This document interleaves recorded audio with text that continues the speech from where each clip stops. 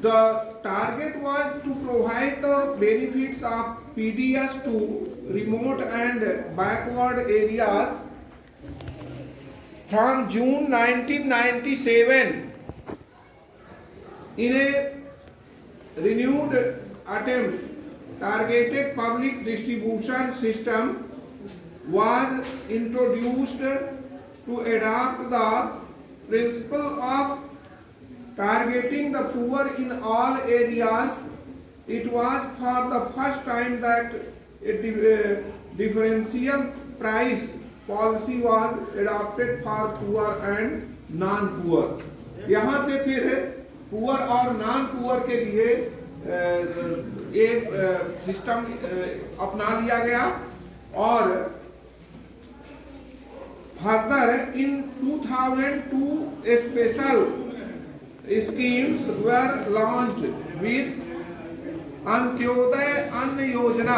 ये अंत्योदय अन्न योजना की स्कीम भी चलाई गई. जो अति गरीब लोग थे, बहुत गरीब लोग थे, उनके लिए ये अंत्योदय अन्न योजना कार्यक्रम चलाया गया. And Annapurna scheme APS with special target groups. ये APS स्पेशल टारगेट ये ग्रुप्स के लिए चलाया गया. Of poorest of the poor and indigent senior citizen respectively. The functioning of these two schemes was linked with the existing network of the PDS. ये सारी scheme जो चलाई गई, जो वृद्ध लोग हैं उनके लिए, जो अति गरीब लोग हैं उनके लिए, ये सब उसी PDS प्रोग्राम का हिस्सा था. Some important features of PDS are summarized in table 4.3. The PDS has proved to be the most effective instrument of government policy over the years in establishing prices and making food available to consumers at affordable price.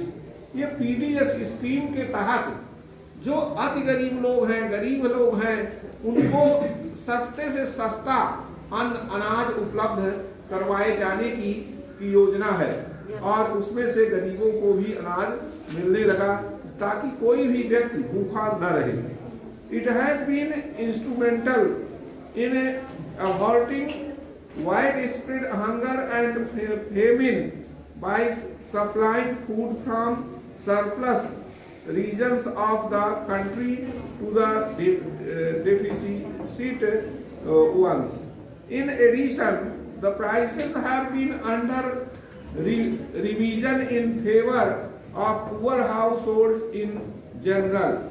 The system, including the minimum support price and procurement, has contributed to an increase in food grain production and provided income security to farmers in certain regions.